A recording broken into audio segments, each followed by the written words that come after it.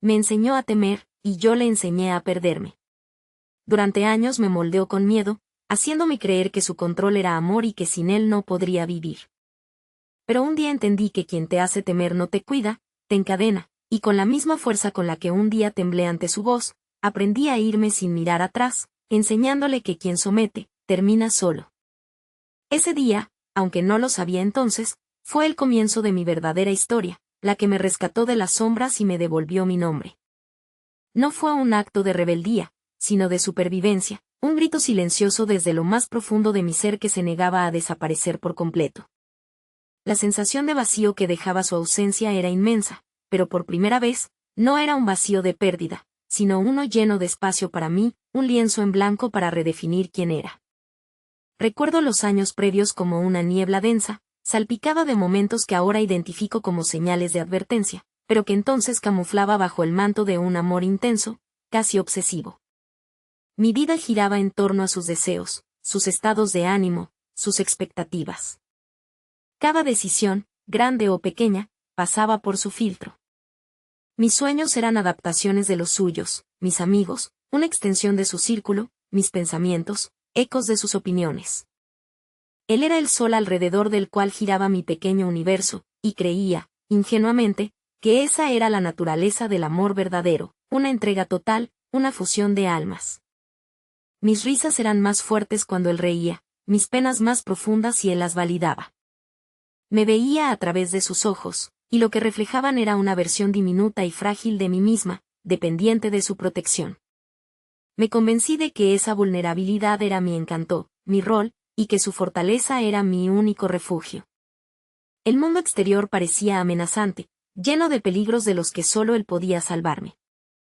Anhelaba la libertad de ser yo misma, pero cada vez que un pensamiento de independencia cruzaba mi mente, una punzada de culpa y miedo lo sofocaba. Me había convertido en una figura de arcilla, moldeada y remoldeada hasta que mi forma original era casi irreconocible. El quiebre no fue un estallido repentino, sino una acumulación lenta y dolorosa, como una grieta que se extiende por una pared hasta que la estructura ya no puede soportar su propio peso. Fue una noche, después de una de sus explosiones de ira, tan vacías de motivo como llenas de veneno. Me había culpado por algo trivial, algo que ni siquiera recordaba, y sus palabras, afiladas como cuchillos, se clavaron en mi ya frágil autoestima. Me sentía pequeña, invisible, como si el aire mismo se negara a entrar en mis pulmones. Me vi en el espejo, los ojos hinchados y rojos, el rostro pálido y demacrado, y no reconocí a la mujer que me devolvía la mirada. Era una sombra, un eco de lo que alguna vez fui. En ese instante de profunda desolación, un pensamiento helado atravesó mi mente. Esto no es amor. Esto es una prisión. No había consuelo, no había arrepentimiento en sus ojos, solo una satisfacción fría por haberme reducido a ese estado. Aquella noche, el silencio que siguió a su partida no fue de paz, sino de un vacío ensordecedor, un abismo en el que me sentía caer sin red. El miedo habitual se mezcló con una nueva emoción, la certeza de que no podía seguir así.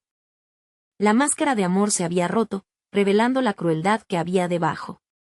Sentí mi espíritu agrietarse, pero, paradójicamente, a través de esa grieta, una pequeña luz comenzó a filtrarse.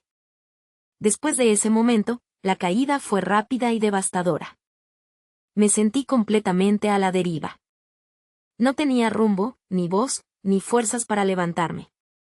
Cada día era una batalla contra el letargo, la desesperación y la inmensa soledad que me inundaba. Las sábanas se sentían como cadenas, la luz del sol como una ofensa a mi dolor. Dejé de comer, de hablar, de interactuar con el mundo. Mi apartamento se convirtió en mi santuario y mi cárcel al mismo tiempo. Las lágrimas eran mi idioma, y el insomnio, mi compañero constante. Revivía cada humillación, cada palabra hiriente, cada momento en que me había negado a mí misma por él. Me sentía avergonzada, estúpida, como si hubiera permitido que me robaran el alma a plena luz del día. Los días se mezclaban en una espiral de apatía. Me preguntaba si valía la pena seguir, si alguna vez volvería a sentir algo que no fuera esta punzante angustia. Creí que nunca podría salir de ese pozo, que mi vida estaba destinada a ser una perpetua lamento. Era una agonía silenciosa, una muerte en vida. El mundo siguió girando, pero yo me sentía anclada en un limbo de dolor, observando cómo la vida pasaba sin mí. Un día, en medio de mi letargo, mientras el sonido de la lluvia golpeaba mi ventana, un viejo amigo, con quien había perdido el contacto por su influencia, me envió un mensaje. Era simple: sé que estás pasando por un momento difícil, pero recuerda que las heridas no son el final de tu historia, son el comienzo de tu épica transformación. Permítete sanar. Eres más fuerte de lo que crees. Esas palabras, tan ajenas a la oscuridad en la que me había sumergido, actuaron como un pequeño chispazo. No borraron el dolor, pero encendieron una minúscula luz en la inmensidad de mi oscuridad. Me di cuenta de que no estaba sola, que había personas que aún se preocupaban. No fue una revelación instantánea, sino un lento goteo de esperanza. Comencé a buscar pequeñas señales de vida, a recordar quién era antes de que él me definiera. Fue un paso diminuto, casi imperceptible, pero fue el primero fuera del abismo. Una brisna de aire fresco se coló por la ventana, prometiendo un cambio, un nuevo amanecer. Esa chispa se convirtió en una pequeña llama, y aunque el camino fue arduo, mi determinación creció con cada paso. Al principio, cada acción era un esfuerzo titánico: levantarme de la cama, abrir las cortinas, responder a un mensaje. Pero poco a poco, fui reconstruyendo mi vida. Retomé mis viejos pasatiempos: la pintura, la lectura, el senderismo. Cada trazo en el lienzo, cada página leída, cada paso en la montaña era una afirmación de mi existencia, de mi derecho a la alegría. Busqué terapia, un espacio seguro donde pude desentrañar los nudos de mi dolor y aprender a perdonarme por haberme perdido. Descubrí que la fuerza que había creído tener venía de él, en realidad residía en mí, esperando ser despertada. Me rodeé de amigos y familiares que me amaban incondicionalmente, no por lo que era para él, sino por quién era realmente. Aprendí a escuchar mi propia voz, a confiar en mi intuición, a tomar decisiones por mí misma, sin miedo a represalias. Hubo recaídas, días en los que la sombra de su recuerdo amenazaba con volver a envolverme, pero cada vez me levantaba más fuerte, más resiliente.